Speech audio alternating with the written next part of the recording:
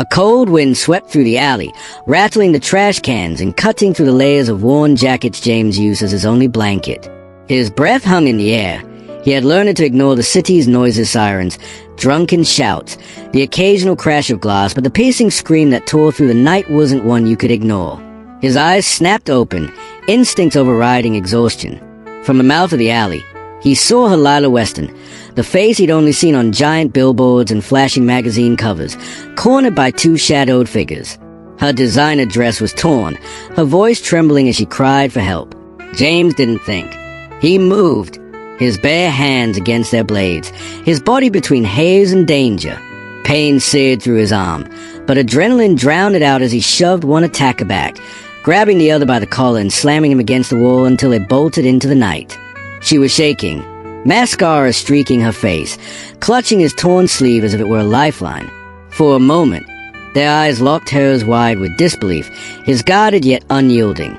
The city roared in the distance, but here, in this breathless silence, the world had shrunk to two strangers bound by a violent twist of fate.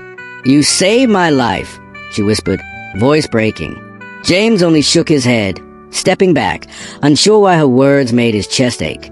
"I never imagined," he murmured in the darkness, "one night could turn my life upside down." She didn't let go of his hand, punishing sheets that soaked them both within seconds. Lila's hair clung to her face, and James could see the way she fought to catch her breath, trembling not just from fear, but from the shock of being so close to someone who didn't treat her like a celebrity, but like a person. Sirens wailed in the distant security, police, the media frenzy that always followed her. James knew what would come next. Questions, cameras, the spotlight that had never once shined kindly on a man like him. He tried to pull away, melting back into the shadows where he belonged, but her grip tightened. "Please, don't go," she said, her voice breaking in a way that made something twist in his chest. "I can't face them alone." He wanted to tell her that he wasn't the kind of man she thought he was, that his past wasn't clean, that the streets had taken more from him than they'd given.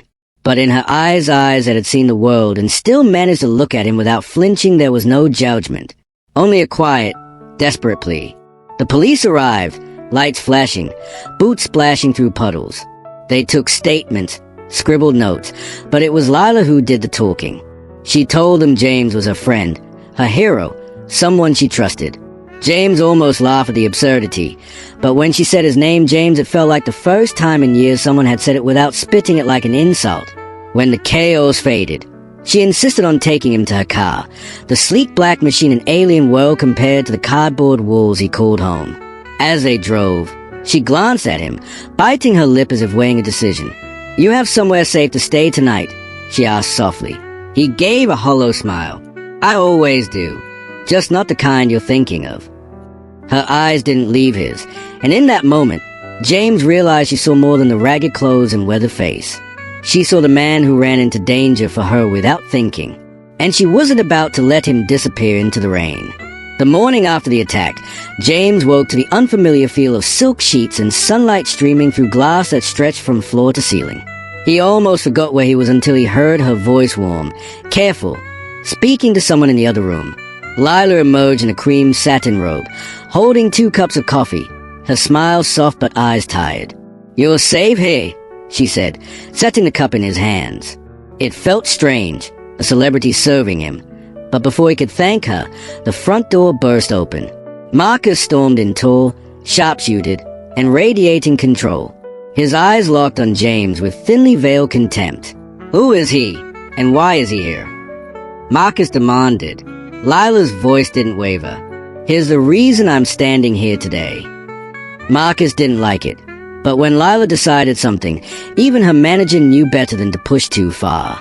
Still, the warning in his eyes told James he wasn't welcome. Later that day, cameras flashed like lightning as Lila took James to a charity gala. Dressed in a suit Marcus had thrown at him with a muttered, "Try not to embarrass her." James walked beside her, feeling like he'd stepped into another universe. When Lila took the stage and told the crowd how he'd saved her life, the room erupted in applause. In that moment, the world knew his name. By morning, every tabloid had his picture, headlines calling him the hero in the shadows and from alleyway to spotlight. But the spotlight burned. Paparazzi camped outside the building, shouting questions about his past. Strangers sent him messages, some offering money, others asking for favors, most wanting something he couldn't give. Marcus began to push him away from Lila, whispering warnings that James was bad for her brand. Invitations came to parties that felt more like traps, where people smiled with their mouths but not their eyes. One night, James overheard two so-called friends of Lila laughing about how long before she got bored of her charity project. It stung more than he wanted to admit. In the chaos, he saw the cracks in Lila's perfect world nights where she sat on the balcony alone, staring at the city lights, her phone buzzing with calls she wouldn't answer. She wasn't the untouchable goddess the world believed in. She was a woman tired of playing a role she never auditioned for. And in those quiet moments, she let him see her really see her. The scandal began with a single photograph of James and Lila on her balcony at night, her hand resting on his chest, their faces close enough for the tabloids to invent the kiss the camera didn't catch. By sunrise, every headline screamed it. Lila Weston's secret romance with street drifter. Morning shows debated whether she'd lost her mind. Late-night hosts made jokes. And Marcus was furious. "This is exactly what I warned you about," he hissed in her dressing room, slamming the magazine onto the table. "Your endorsements, your next film deal, your reputation is all hanging by a thread. You either distance yourself from him publicly, or you watch everything you've built burn." Lila didn't answer. She just looked at James, standing in the corner like he didn't belong, feeling every ounce of Marcus's disdain. He hated that Marcus wasn't wrong since the photo. Strangers followed him in the street, shouting insults, digging into his past. Old mistakes surfaced online, painted in the worst light. People who hadn't spoken to him in years suddenly claimed to know his real story. Most of it lies. That night, Lila found him packing his bag in the guest room. "You think I'm going to let you ruin yourself for me," he said quietly. "They are tearing you apart because of me." Her eyes glistened. "Do you really think I care what they say? You're the only person in my life who's not here because of what I can give them. I'm not letting that go." For the first time in years, James felt something dangerous hope. But Marcus wasn't done. The next morning, he called James to a private meeting, offering him a large sum of money to disappear from Lila's life for good. "You can walk away now and save her career," Marcus said, sliding the check across the table. "Or you can stay and watch her lose everything." James stared at the paper, the weight of choice pressing down on him. He'd run into danger once to save her. Now, the danger was him. He left the meeting without taking the money, but his mind was a storm. Days later, at a high-profile premiere, Lila stunned the world. As Marcus whispered instructions, she ignored him and took James's hand in front of the cameras. The flashbulbs exploded like fireworks, reporters shouting questions, Marcus's face turning pale. She leaned in close to James and whispered, "If I'm going down with the only person who's ever made me feel real." Marcus cornered James in the hallway after the charity event, his voice low but sharp enough to cut through the noise of clinking glasses and polite laughter. "You've had your moment," Marcus said, his smile thin. "But understand, this you don't touch a personal life. You're a nice headline now, but I've seen men like you. You'll ruin her." James didn't answer, but the warning sank deep. That night, he caught a flicker of fear in Lila's eyes when her phone rang. She silenced it instantly, her hands trembling, the color draining from her face. When he asked who it was, she brushed it off with a smile too forced to be real. But James had lived too long on the streets not to recognize the scent of danger. Over the next days, small things didn't add up: strange cars idling outside her building, anonymous letters slipped under her door, her sudden habit of double-checking every lock before bed. Slowly, she began to talk. Someone from her past, a person she once trusted, wanted her silence, and if they couldn't buy it, they'd scare it out of her. In protecting her, their friendship became something more dangerous than any threat outside. She began confiding in him at night, their conversation stretching until sunrise, laughter slipping into moments of quiet where their eyes said more than words. But the closer they grew, the more the world seemed determined to pull them apart. One morning, James woke to his face on every gossip site headlines claiming he'd lied about his past, that he'd been arrested for theft, that he was using Lila to clean up his image. Paparazzi swarmed him, shouting accusations, shoving microphones in his face. When he finally made it upstairs, Marcus was waiting with that smug look that said, "I told you so." It was Lila's reaction that cut deepest. She didn't yell, didn't cry, just asked him quietly, "Is it true? Is there something you haven't told me?" The truth was messy. There were pieces of his past he'd buried, mistakes he'd made when survival had no moral compass. But seeing doubt in her eyes felt worse than any night he'd spent hungry or cold. He tried to explain, but the media had already written the story for them, and she was fighting a losing battle to believe the man she knew over the lies the world was feeding her. The frenzy grew louder, photos twisted into fake scandals, anonymous sources claiming to know the truth. Marcus sees the chaos, pushing her to cut ties before the damage became irreversible. And yet, in the quiet moments, Lila still looked at him like she wanted to believe. She just needed a reason stronger than the world's hatred to hold on. James knew that if he didn't find the truth behind the threats against her and clear his own name, everything between them would collapse. Saving her life had been instinct. Saving her trust, that would be the fight of his life. James hadn't heard in years a street contact named Donnell, who had once run small hustles with him before James left that life behind. Donnell showed up outside the cafe where James was laying low, glancing over his shoulder before sliding into the seat across from him. "Man, you're in deeper than you think," Donnell muttered. "That heat on Lila? That's not random. Someone paying people to spook her and to bury you."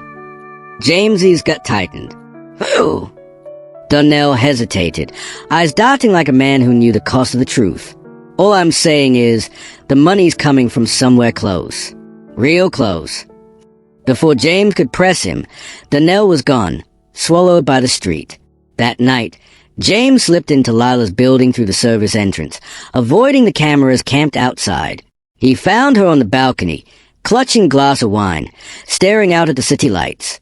Her voice was soft when she spoke. "Marcus says I should let you go. That you're dangerous. And part of me is scared he's right." He stepped closer, his voice low. "Then ask yourself when you were screaming that night. Who came? Him or me?" Her eyes shimmered, but before she could answer, his phone buzzed. A blocked number. When he answered, a distorted voice cut through the static. "Walk away, James, or she's next." The line went dead. The next day, James began digging, calling in favors from the few people in his past who still owed him loyalty. Piece by piece, the picture formed and it pointed to Marcus. Marcus had been orchestrating the fear around Lila, using the threat to control her, to keep her dependent, and when James appeared, he became an obstacle to be destroyed, but proving it would be another battle.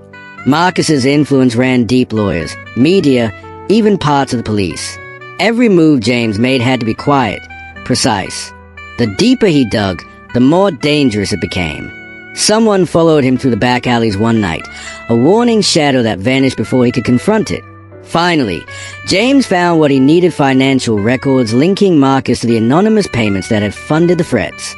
But before he could bring them to Lila, he was grabbed off the street and thrown into a black SUV. Inside, Marcus sat across from him, calm, collected, the faintest smile on his lips. "You're not as clever as you think," Marcus said. "You think you're a savior? You're just another story I can bury. Walk away now, and maybe you live to see next week." James stayed back, unflinching. "You've spent your life controlling her with fear. Let's see how you handle losing." The night of Lila's charity gala was meant to be her comeback after weeks of brutal headlines. She arrived in a gown that shimmered under the lights, James walking just a step behind, his presence daring anyone to say she shouldn't be there with him. Marcus had spent the day making subtle threats, his voice calm but dripping with venom, reminding James of the power he held, reminding Lila the career he could destroy. But what neither of them knew was that Marcus had already set his final move into motion. That morning, an anonymous tip had gone to the press, leaking sealed record from James's past as arrest years ago for a crime he didn't commit but never had the money to fight. By the time they entered the gala, whispers rippled through the crowd like wildfire. Questions barked over the music. "James, did you lie about your past?" "Lila, are you protecting a criminal?" Lila's hand tightened on his arm, but her eyes searched his face, needing an answer. James didn't run from it this time. When the microphones were thrust toward him, he spoke into the noise, his voice steady. He told them everything: the nights he'd gone hungry, the mistakes, the arrests that had marked him like a scar, the years he'd spent trying to climb out of a hole he didn't dig. "I'm not a perfect man," he said, glancing at Lila, "but when she needed help, I was there. And I'd do it again, no matter what it cost me." The room was silent for a beat until another voice cut through. Lila stepped forward, pulling the microphone to her. Her hand shook, but her words didn't. She told them about the calls, the threats, the fear she'd been living in long before James ever came into her life. She told them someone close had been pulling the strings to keep her afraid. And then, before Marcus could move, James handed her the folder of evidence. He gathered proof of payments, proof of manipulation, proof Marcus had orchestrated the danger in her life to control her. The crowd turned, cameras flashing as Marcus tried to slip away. But it was too late. Security moved in, whispers growing into a roar as the story flipped in real time. Paparazzi swarmed, not for Lila's dress or James's past, but for the scandal unraveling in front of them. Marcus's face was pale under the lights, his empire crumbling with every camera click.